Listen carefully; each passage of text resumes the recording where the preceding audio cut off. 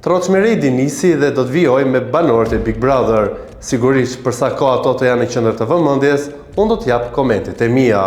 Sa kaq, fenomeni fituesi Gjestin e kemi parë drejt duke shkuar në Amerikë, atje ku do të ketë një tur në disa qytete, padyshim, ku ndjekësit dhe fancat i ka të zjarrt dhe në numër të shumtë dhe besoj që do të kemi situata donse dhe gazmore, por më së shumti ato prekse të cilat nuk kanë munguar as në turet që Gjesti kishte në Europë. Nga ana tjetër,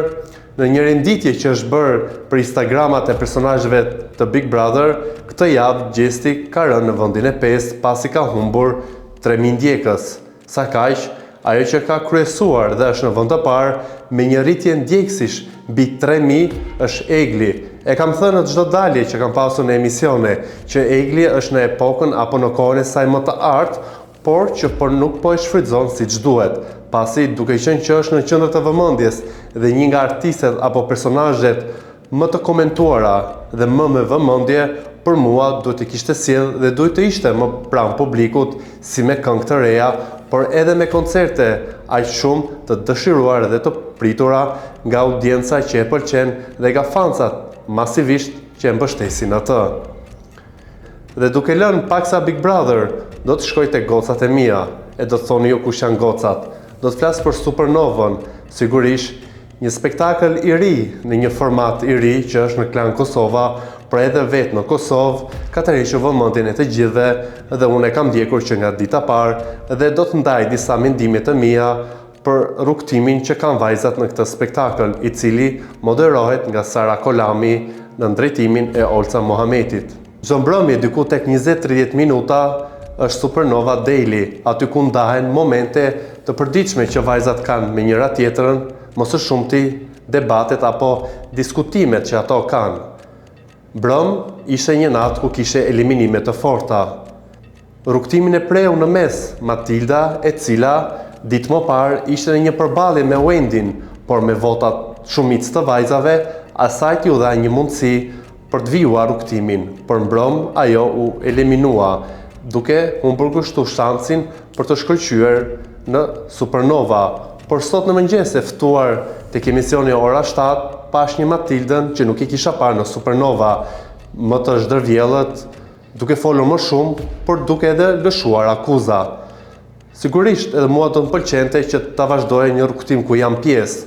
por të hedhësh balt apo të thuash unë i di se si janë gjërat pa treguar si, nuk të nxjerr ty mirë në publik, nëse do gjërat thuaj troç, por mos i lë të nënkuptuara, pasi është edhe një metodë që është parë në shumë shpesh në këto lloj formate dhe sigurisht që publiku nuk është se ka ndonjë lloj, le të themi, interesi apo një lloj mbështetje për ty apo të ndjej keqardhje duke dëgjuar ty duke thënë që unë i di se si janë gjërat. Sigurisht nuk e mohoj, se edhe unë kam dëgjuar, por preferoj që mos flas, duke mos lënë të nënkuptuar për sa kohë që unë vendos të flas, atëherë do të them të gjitha gjërat siç janë. Doja t'i kërkoja një ndjes nga ana tjetër Irenës, që ndoshta me komentin tim kur isha përsëri tek ora 7 2 ditë më parë, duke thënë që nuk më pëlqeu që ajo përmendi një fjalë kundër Ilires dhe duke i thënë që e thash shumë në kosovarçe, sigurisht nuk ishte ndonjë kritik e keqe apo për të treguar atë që po ofendon apo po shan shqiptarët e Kosovës, ndaj i kërkoj një ndjes pasi nuk ka qenë në tendencën e time për të prekur apo për të ushtruar ndonjë lloj presioni kundër saj, pasi nuk kam asnjë interes me askënd. Unë shoh dhe komentoj atë që shoh, jo atë që ndodh në prapasken, pasi ashtu do të merrte një tjetër rrjedh situata. Sa kaq do doja që të shikoja më shumë Lonën, Drilonën, e cila u eliminua mbrëm, por dha dhe një mesazh të bukur. Ajo ndau një histori personale të një sfide të madhe që kishte kaluar me kancer, ku hera herës tregoi që ishte dorëzuar përpara kësaj sfide, por prindit e saj i qëndruan pranë dhe ja ku është sot për të ndjekur ëndrrën e saj. Realisht është një nga personazhet që unë do doja ta shikoja më shumë në Supernova,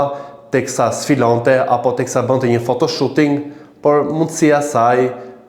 ose fati apo rrethanat e tjera ka që deshën, por një derë që mbyllet nuk do thotë që mbyllet i gjithë kapitulli jot, pasi i kam parë dhe vajzat shumë të agravuara në rrjetet sociale, siç ishte edhe rasti konkret i Matildës në orën 7 që kishte një lloj artikulimi që unë nuk e pash në ato video që Supernova ka ndarë. Pra, është një shans që ti duhet ta shfrytëzosh në maksimumin tënd për të vijuar një rrugë të cilën ti nuk e di se si vijon, por që duhet të japësh të gjithë potencialin tënd pasi gara është e fortë.